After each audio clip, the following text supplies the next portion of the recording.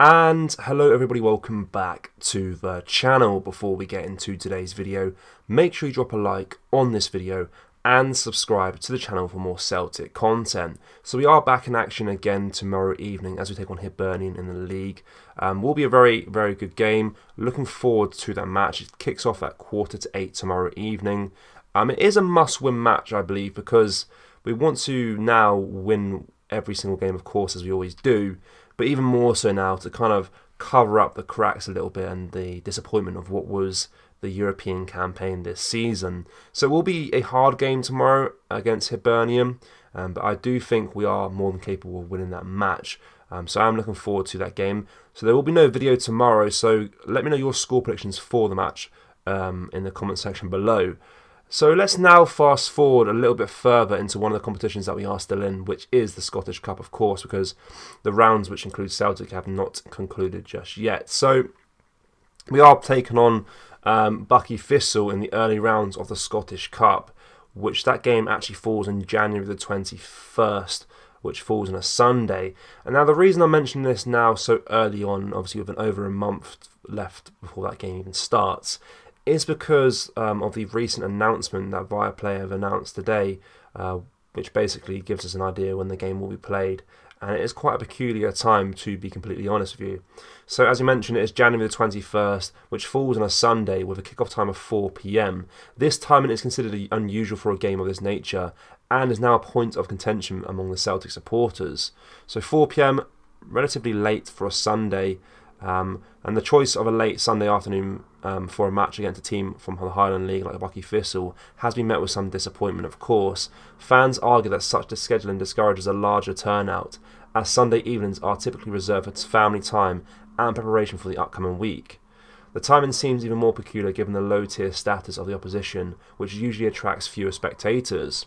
So that's some valid points there, of course. I mean, as I mentioned, Sunday is the ideal time for people to relax and kind of recuperate for what will be a busy work week, and quite a late kickoff is disappointing to see for the people that do want to attend the game live. And as it is a lower tier side anyway in the Highland League, there will be naturally less turnout as it is, and now even more so due to the late kickoff time, which will be at 4 p.m. So this decision by Viaplay, the broadcaster responsible for airing the game, continues their trend of selecting what many deem as the weirdest kickoff times. Their approach to scheduling has been a hot topic amongst the Celtic faithful, often sparking debates about the implications for fan attendance and overall matchday experience. Of course, despite this disappointment, Celtic can find some solace in their robust home cup ticket scheme. The scheme basically ensures a substantial number of tickets are sold in advance, with projections already suggesting sales could surpass 30,000 for this fixture, which is a very good turnout for a game of this stature, and even more so given the kickoff time and stuff like that. This game is obviously very crucial for Celtic. We want to aim to progress further into the Scottish Cup, basically a tournament which we already have great success in as it is, and we do want to obviously win that cup competition and at least try and get the double this season.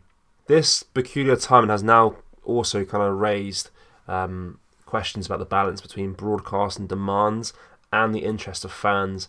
As Celtic prepares to take on Bucky Thistle, the focus also will remain on securing a win and advancing in the competition. So yeah, look, it does seem like they are doing what's best for the broadcast and demands rather than what's best for the fans that actually want to attend the game, obviously because there's more money in the broadcasting and stuff like that, and then the fans that want to go attend the game do kind of get the brunt of it a little bit and the crap end of it, the crap end of the deal, which is disappointing to see. It should be fans first as the most important priority when it comes to Celtic and any football club really, and it's a shame that has not been the case whatsoever with this broadcasting time.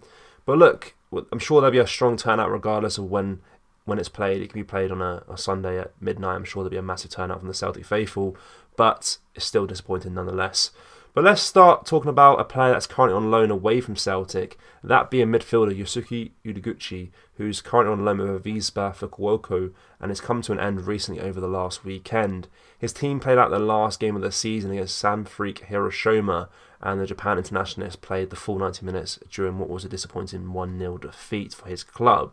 Throughout his loan so far, Gucci made a total of 32 appearances for Avispa. He won the Japanese League Cup with his side also, and is now in contention for the Japanese Player of the Year award, which is quite interesting to see. Now, this is kind of sparking rumours about his future at Celtic. Could he get back into the first team, maybe? Is it a possibility? Obviously, having a great season for his nation side in Japan.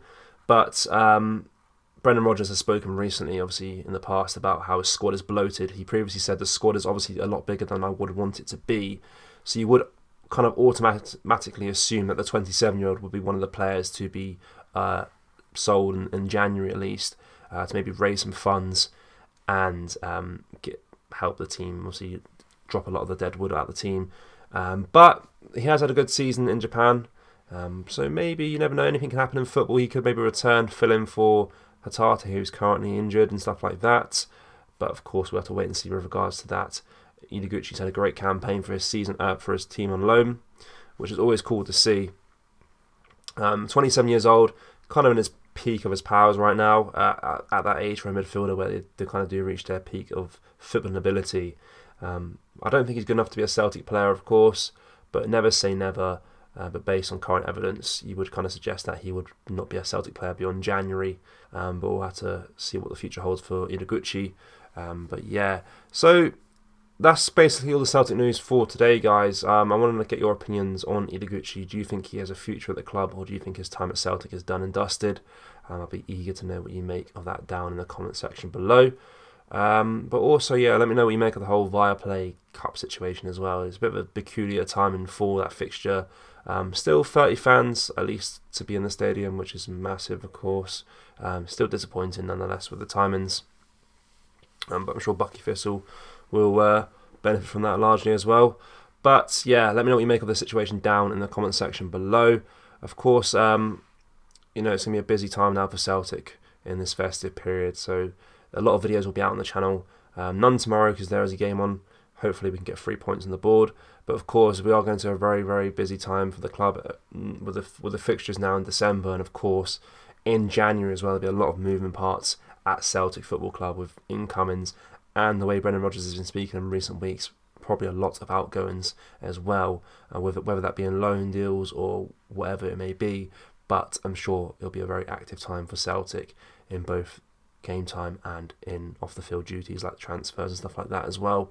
So it's quite exciting, I suppose, as well. A lot going to be happening in the next few months, next few weeks, and just to keep an eye out on the channel to see what we're posting and what transfers happen. So yeah, make sure to drop a like on this video, guys, and subscribe to the channel for more Celtic content. Thank you. Take care. Bye bye.